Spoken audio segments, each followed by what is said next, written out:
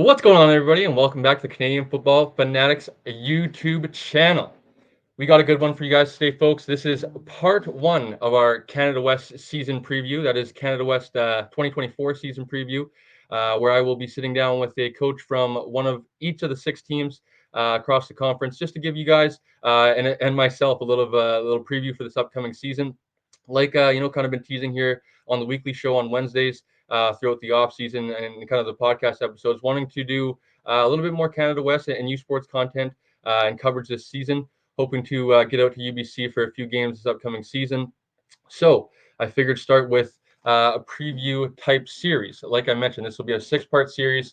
We'll be sitting down with one of six coaches throughout the Canada West. Today, we're going to start with the Regina Rams. For those that are, supporters of the podcast, supporters of our channel, our platform. We obviously have had Jackson Sombach, Regina Rams defensive back on in past and before he got drafted. So little fan of the Regina Rams program and what they've got going on there, as well as myself having some junior ties. I know they were quite active in recruiting some of those guys. So curious to pick the brain of Coach Josh, who we're going to have on here momentarily. Before we do, though, if you guys are enjoying this and would like to see some more, please let me know down below in the comments. And as always, like, comment, subscribe. All the support has been greatly appreciated. You guys can find us on YouTube at Canadian Football Fanatics, on Instagram at Canadian Football Fanatics, and on Twitter or X, whatever the kids are calling it these days, at _CF Fanatics as well. So without further ado, let's get into it. Let's bring on Regina Rams offensive coordinator, former quarterback, Josh Donnelly. Josh, thanks for joining us. How you doing? Doing great. Thanks for having me. It's awesome to be on. Awesome, man. Looking forward to it. Like I was talking to you backstage. This is going to be just as much a good thing for me as the listeners. So, wanted to get a little preview series going on with the coaches throughout the conference. Obviously, going to hopefully try to get on some players, but they tend to be talk up of their highly of their teammates and stuff like that. So maybe get a little bit more calculated look from the team and stuff like that, and can have the players on in a later episode. So let's maybe get into a little bit about yourself first. Obviously, like I mentioned, quarterback of the program before. You've been around and kind of stepping into this new role. I believe you were an offensive assistant, kind of learning I guess a little bit of the ways here this past season in 2023. So can you maybe introduce yourself for some of the listeners? Yeah, absolutely. I born and raised in Regina, actually. Grew up watching the Rams. Used to go to game with my dad all the time, and watching quarterbacks like Mark Mueller and Noah Picton and those guys. And then I went to Lebolas High School here in Regina. Played quarterback there for a couple of years, and then ended up signing with the Rams in 2018. 2018. And then I actually redshirted my first year behind Noah Picton. Was able to learn a ton from him, which is awesome. And then really get my feet wet and start learning the system, all that sort of stuff. And then I started in 2019, my first year under the helm, and then COVID hit obviously in 2020. So had a year off there, and then was able to come back in 2021. Played another season. I had a couple concussion injuries throughout my career. Had a couple different ones and multiple times decided to call it quits in 2022. And right away got into coaching from there. Mark McConkey, our head coach, was nice enough to let me on staff, kind of just as an assistant that started, kind of assistant quarterback coach, and was able to work up the following year to taking more of a bigger role in quarterback coach and helping with the offense.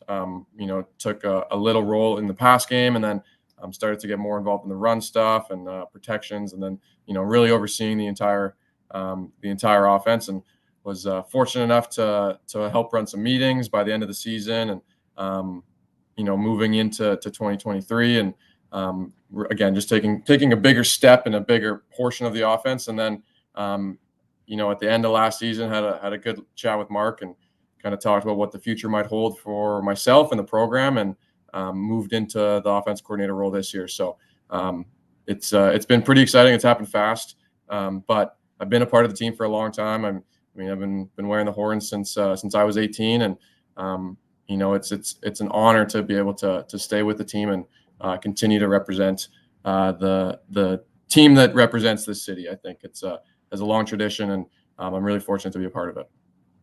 You mentioned Coach Mark there, and obviously he has a little bit of a similar path to you, being a younger coach in the program, playing and then stepping into a role like that. What has he been able to do to kind of mentor you and lend a little bit of a hand? And then as well, a two-part question here: why do you think that maybe you're ready for this role at I believe you're 24 years old and going to be a full-time offense coordinator?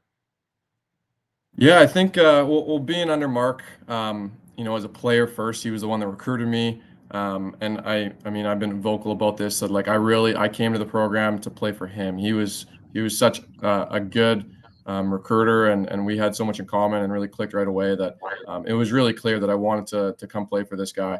And then as a player, he's so much a player coach that everyone really you learn to love to play for him. And then again, a thing that he does a really good job of is giving players a say and the piece of the offense. Right? He's really clear that it's not his offense. It's really like a full team. It's our offense as a full unit, and having a little bit of ownership in the offense personally really gave me that first kind of spark into coaching. And it's I was able to design a play in 2019 or something and gave it to him, and oh, this is actually pretty good. And we would tweak it, and then we would go, and now we're running my play a little bit, or stuff like that.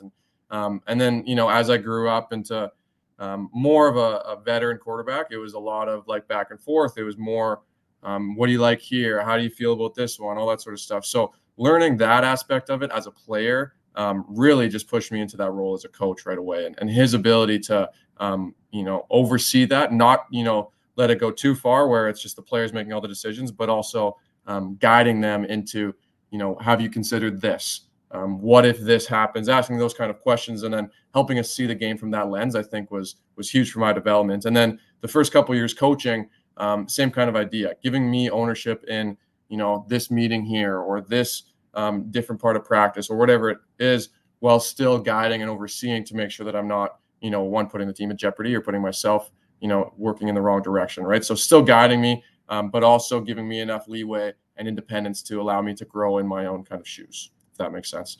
And then, sorry, what was your second question? The second portion.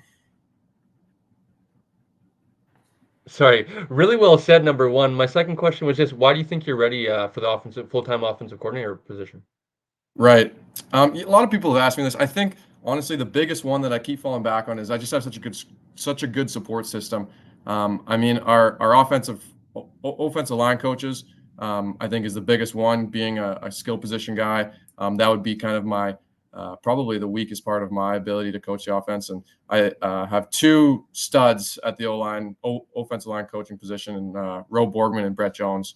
Obviously, Brett Jones played in the NFL for 7 years, and he's been just a wealth of knowledge for me in O-line technique and play, and then just run game, the schematics behind all of that, different ideas and things to look for, and helping in the game planning and all that stuff. So those guys have been awesome. And then the rest of our coaching staff, Dwayne Mason, our running back coach, he's been here for years. He coached me in high school. He's been a great mentor of mine. And then our receiver coach, Paul Harrison, he's awesome. He's the most detailed man I think of all time. And then our quarterback coach, Frankie Gray, is great. Again, another guy that's been here for a long time, understands what we're trying to do, but then has another, different perspectives. And all those guys come from different backgrounds, and, they work different jobs, and they're kind of in different walks of life. And so being able to pick their brains and get not only the different opinions, but just being able to bounce ideas back and forth. And I think we all respect each other as coaches, and we have good relationships in that we can, challenge each other without it being disrespectful, and understand that every discussion, every conversation is for the betterment of the team and for the offense, and we're all looking to score points. So what's the best way we can do that, and what's the most efficient and successful way to accomplish that? No, really well said. And like I mentioned, Jackson was on the podcast earlier in his off season and was spoke very highly of the coaching staff, Coach Mark as well. And I think definitely a good answer, like I mentioned, about you being ready for the opportunity here. So let's get into a little preview here. The boys on the field here, and let's start obviously with the quarterback position you playing at. You being offensive coordinator. I actually did kind of go into I guess I use my phone calls, if you will, and kind of asked a few guys for some questions, some pointers coming in. Obviously, Jackson and another guy, Matt Young from CTV. So he mentioned about the battle that's probably going to go on at quarterback. With obviously Owen Sieben, who's a BC guy, Trey Jones, who's a CJFL guy, former Langley Ram, and then I believe Noah Pelche as well. I believe that's how you pronounce his name correctly. Has been kind of in the mix as well. What have you seen from that group, and is there maybe a true number one as of now? Um, that's a good question. I think first and foremost, from top to bottom, even the guys you didn't mention, two young high school kids, Connor Kerr and Carter Casey, from top to bottom, this is the best quarterback room I've been a part of with the University of Regina. I think not only are they great throwers of the football, game managers, leaders, have all the attributes that you want in quarterbacks. They're also just good people. Like it's a fun room to work in. They're kids that they love football and they love the quarterback position. So being able to pretty much give everything I got to those guys, teach them, everything that I know is kind of the goal, and seeing them grow even from the young guys at spring camp to until now, the older guys that were here over the summer, things like that. Seeing them progress has been awesome, and I'm really excited to work with them into the season. As for the quarterback battle, I think Mark he does a great job in creating a culture of competition. And encouraging guys to push others, to not be satisfied with where you're at, but also not be complacent in that, maybe you were the starter last year and you're just not going to be guaranteed a position next year. So right now where the season ended is where we're going to start, but we haven't even opened camp yet. So I'll have a better answer for you, in a couple weeks here. Awesome. Thanks, man. So, like I mentioned, my first kind of year getting into Canada West last year, a guy that I really liked watching was Deshaun Mims, obviously receiver for you guys, got drafted. Talk a little bit about that receiver room and maybe what excites you. I know a guy, I believe, Rylan Sokol, I believe, was kind of kind of came onto the scene a little bit last year. And what excites you about the receiver room? I think the mix of veteran experience and kind of new energy is probably what I'm most excited about. We have a nice combination of, I wouldn't say we're a veteran group, but we have enough experience and leadership. I think that can kind of set a foundation up for us with some really, really good leaders, and Rylan Sokol, Emmett Stedman. I think Deshaun's going to step into a bigger leadership role this year.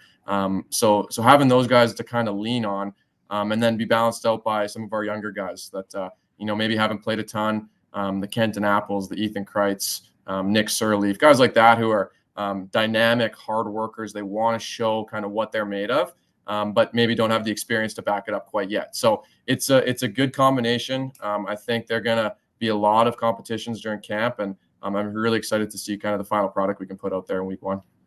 Awesome, man. So let's go, tailback position. Not too familiar with the stable of backs you guys got. So can you maybe just fill us in on who's been working in the backfield and maybe what to expect? Yeah, we have a lot of different names, actually, the guys that can play. We had a couple injuries last year, which just forced guys to be able to step up and step into different roles. So Marshall Erickson is probably our number one right off the bat. He was our starter last year. He's a Regina kid. His dad played for the Rams back in the day, so it means a lot to him to go out and represent the Rams and wear the horns.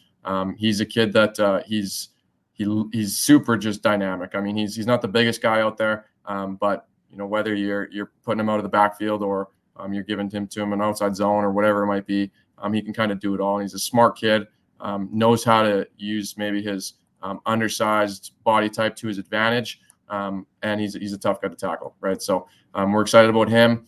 Another guy, Christian Katende, he's been on the team for I think 6 years now. He's almost my age. He's a kind of the opposite end of the spectrum, a bigger body, more of a power back, but he's more elusive than guys give him credit for. So he's coming off of an Achilles injury. He just got cleared yesterday. So very excited for him to come back and wear the horns for what might be the last time. I'm not sure if he's going to come back for a 7th year. I would love to see him if he has eligibility. I'd have to double check on that one, but just excited to see his kind of rehab and all the work that he put in on that kind of show out on the field this year. The other couple guys, Javon Garwood, probably I think our fastest guy. He was a junior guy before that, so coming in, it took him a little bit of time to understand the playbook, but having a full offseason under his belt is super exciting. So really, he's a dynamic guy that I'm excited to see more about. And then the last guy I'll mention is Olivier Savard, a CJEP product out from Quebec. Great kid. He's really bought into what we're doing with the Rams, and he's another just Swiss Army knife. He can do it all. Had him taking reps at tight end and fullback last year, but he can catch out of the backfield. He can run all of our run plays. Great in pass protection. Just a smart, good football player overall. So there's more guys. I can't name all of them, but those are kind of our top guys that we're at, and who knows? We're excited to see what happens in camp and who can kind of take that next step forward, and where guys are excelling at, what their skill sets are, and where we can use them the best. So excited about that room.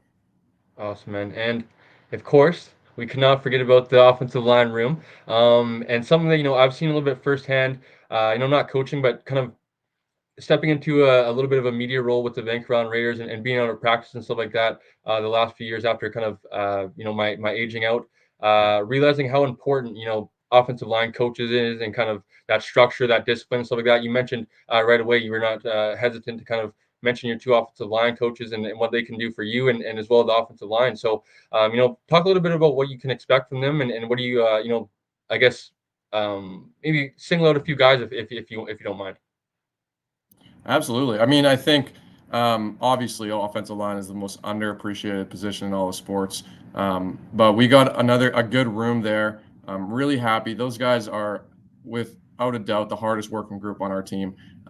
These guys every week are getting in an extra workout. There's always the best numbers there in terms of attendance, and then the effort is just always great. So quick little shout out to those guys. If any of them are watching this, it was really impressive and inspiring to see them this offseason. In terms of who we got and everything, I'm really excited. We got a couple of returners, guys coming back. Parker Hodel, another guy who's actually older than me, which is very exciting. Another one of my good buddies that coming back for another year. So super excited to see him again. Just come back into. I mean, he was already in a leadership role last year, so to be able to stay in it and have one more year with us. He had an injury last year that gave him one more season. So very excited to have him back for another year. And then the cool part, we lost our center. He graduated last year. So seeing who steps into that role, honestly, I don't know who it's going to be yet. We have a couple guys fighting for the position, and I know they're both in great spaces, and that they're going to push each other, that group of guys, to make everyone else better, and really grow in whether or not I get the position or the other guy gets it. It means that both of them or however many guys we have there are getting better. And I think, again, back to Coach McConkey and kind of that culture of competition, is we have guys. I couldn't even give you a starting five right now, because we have guys pushing each other every day, and we got to get into camp and see kind of who rises to the top, because there's a lot of guys that we can play, and I am excited about the depth that we have in that room. I think we did a great job recruiting this year and bringing in a lot of junior players at that spot, and it's tough, and it's rare to find the high school guys that can come in and play on the line, right? It's just that size and the physical nature of it's tough to immediately step into that role as an 18 or 19-year-old. So we were able to bring in a couple guys to replace some of the guys that we lost, so that we were, again, whether it's for depth or for guys that can come in and just be starters right away, we have kind of the option for that. And we're looking forward to seeing the work that those guys put in kind of on display again in week one. Awesome, man. And yeah, excited. You can't ever forget about the Hoggies, and being a former quarterback, man. Definitely underrated position, and people I feel like from the outside perspective forget or don't realize you couldn't do a lot of stuff and be effective offensively without those guys blocking and doing all that hard work and grinding. I love that a lot of the time they're also the closest position group on the team as well. Always, yeah, always. Yeah, so let's go defensively. And defensively, you guys have been pretty, I guess established is maybe what you want to call it. As far as getting guys to be drafted. The Anthony Bennett's, being a BC Lions fan, I love Ryder Vargan. I think he can even be a bigger role. I mentioned Jackson being drafted in the spring here, and being able to talk with him and stuff. So you've been kind of turning out some guys that have been pro caliber players. Let's maybe start, I guess, with the D line, and kind of work our way back into the secondary, and maybe you could just talk about the defensive line first and what to expect from that group this year. Yeah, absolutely. I mean, you mentioned it already. We've had some absolute studs come out of the defense there, with Anthony Bennett and Tanner Schmackel coming out the same year. Those Yeah. guys both got drafted and to Winnipeg, so that was super exciting. And obviously last year was a bit of a rebuild year. Losing 3 starters that were all either Can West All Stars or close. It gives you you lose 3 guys in 1 year. It's a tough kind of void to fill. So last year was a bit of a learning year, a growing year. But I think this year, a lot of those guys were able to take the experience that they had and really put it into the offseason, understand the kind of position they need to be in, what they need to be ready for, because you never really know until you get out there kind of on the battlefield. So seeing guys like Horn, Swiss, and Burns, TSB we call them, guys like Brad Roden, Jacob Dekinowicz, guys like that who really kind of bought into the offseason plan and transformed their bodies a bit and really like grew up, I guess, for lack of a better term. We had a young O-line or young D-line last year. So seeing those guys take another year to take in the experience they had last year and then get ready for this season and really prepare for it, I think is exciting to see. Awesome. And kind of same question, just at the linebacker position. Linebackers, I think, kind of a different one because we have a lot of returning guys. And last year, obviously, you lose a guy like Ryder Varga, who was, I can't say enough about him in terms of, as a player, but also the way he led our defense. He was, team MVP, team captain, the leader of that group. So you lose a guy like that, it's again, another big hole to fill, right? So I think the biggest one was last year in terms of leadership. It was a little bit lacking, and not that those guys didn't do a good job, but it was hard because everybody was able to just rely on Varga. It wasn't really nobody had to kind of step up in other senses because it was always, him and, a guy a couple positions over with Josh White, right? That was kind of the number 2. So we have 2 guys that leave in 1 year, and you're kind of looking around like who's going to kind of step up. And last year, I think there was a couple, maybe a little bit of looking around left and right. But this year, I think it's been clear. With guys like Chopper Hippie, Cameron Ma, Jackson Runge, Carson Sombach. I can keep listing names off because guys are realizing that they have it in them. They've always had it in them. But now it's the ability to put it on the field, not only back it up with the play, but then show it and being able to preach it in the locker room and get guys to start to follow you. And so all those guys that I mentioned are a year older, they're a year better. We're really excited about those guys. And I'm excited about those guys. I'm good friends with a lot of them. And to see them again, growing up kind of right in front of your eyes, it's really exciting. And to see the kind of mesh and the hold that they have within the defense and within maybe not only the linebacker room, but the rest of the defense is pretty cool. And it's exciting. And I'm looking forward to seeing those guys again this year.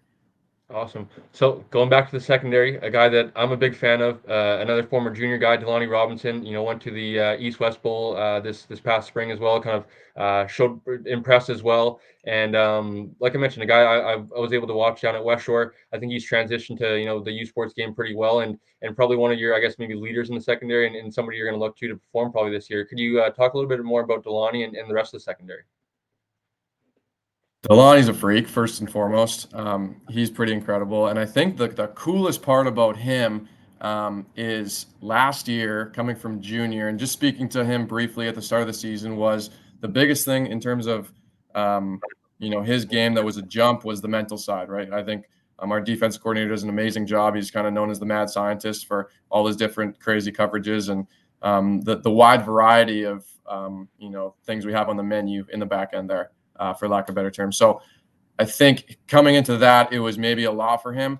But now he's settled and he's ready to roll and he's excited. And he's another guy who's just a hard worker, man. Like he's always out there getting extra reps and, taking mental reps on the side and watching more film. And he's, doubling down with his time with our DB coach. And so not only does that guy have the physical tools, and this also is, I'll be clear, he was still a pretty great last year, right? So even with that, coming into a new system, and so people forget the kind of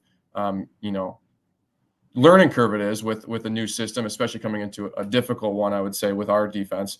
To have a full, again, off season under his belt, a year played in the system, and now coming into just stuff that is, it's second nature for him now, I'd say. So that'll be exciting to see him, maybe play faster, no hesitation. He can really just roll in the back end. So excited for him. Another guy, obviously you mentioned already, Jackson Sombach, good buddy of mine.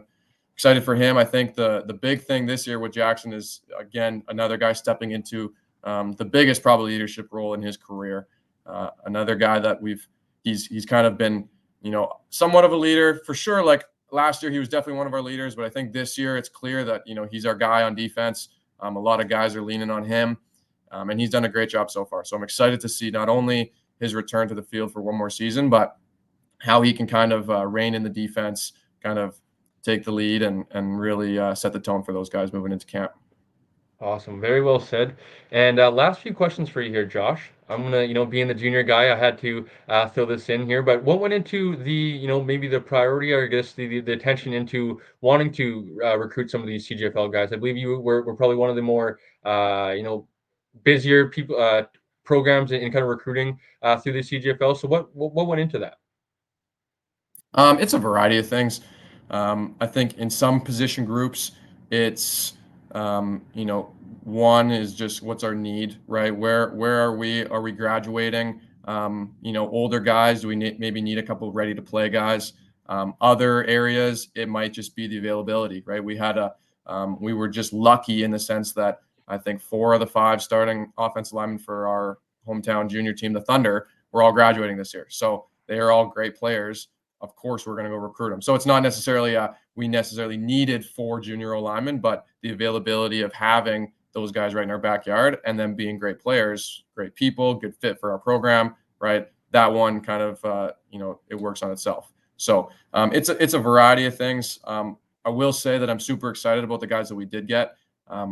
You're not going to hit on every recruit, but there was definitely a lot of times where we get the call, coach, I'm in, and we as a staff were fired up about it. Where these guys weren't just backup plans or anything like that. Like there was a couple A-type recruits where we are just fired up and really, really excited to get. So looking forward to that group and kind of seeing how we can put it all together again in camp and then working into week 1.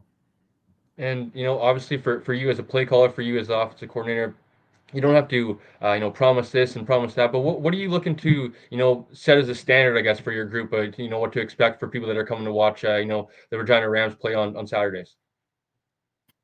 That's a good question. We've talked a lot about our preparation and how we're going to be the most prepared team on the field, and whether it takes extra meeting time, talking through all the different scenarios, or really understanding your job. Right? We talk a lot about process and how we're not worried about anybody else. We're going to focus on our process. We're going to leave the scoreboard, let the scoreboard handle itself, let the stats handle themselves. We're going to worry about one play at a time and just focus process day in and day out, and go through practice and deal with our process that. And then in your preparation, it's going to be process. And then once we get to game day, it's all process. So I think you can see that and expect that. And, hopefully that will speak for itself. Love it. So last question for you, Josh, here before we get you out of here, man, is why should football fans in Canada not only watch the Regina Rams on Saturday, but why should they consume some youth sports in general? Canada West don't matter, but why should they be watching tuning in on Saturdays? Well, one, I think it's super exciting. I think, last year or the year before that, we had 3 out of our 8 games were decided within 1 point or 1 score. So they're always super exciting games. And then you look at the rosters in the CFL, and it's just U Sports guy after U Sports guy. And as a guy who's now been in the league as a player and a coach for a couple of years, like it's completely changed the way I watch CFL, because I'm now knowing all of these names, whether I played against them, played with them. Just know them from other conferences, whatever it is. It's super exciting to see, the Ryder Vargas, the Jackson Fords, like those guys that, you were playing with or game planning against, or, we had to deal with twice a year, because of the guy from UBC, whatever it was. Now see them playing for the Lions and the Riders and all these stuff. So it's the future of Canadian football is kind of right in your backyard. So really cool opportunity to go check that out. And not to mention it's exciting ball. Awesome, man. Really well said. And just thank you for your time. I know you're busy, just about to get ready for the grind from here till hopefully October and into November there. So appreciate your time, and hopefully we can maybe get you on later in the season or something. Absolutely. Thanks for having Awesome. me. Awesome. No problem. So if everyone enjoyed, this is part 1 of our 6-part series for the Canada West preview. We will see you guys on the next one.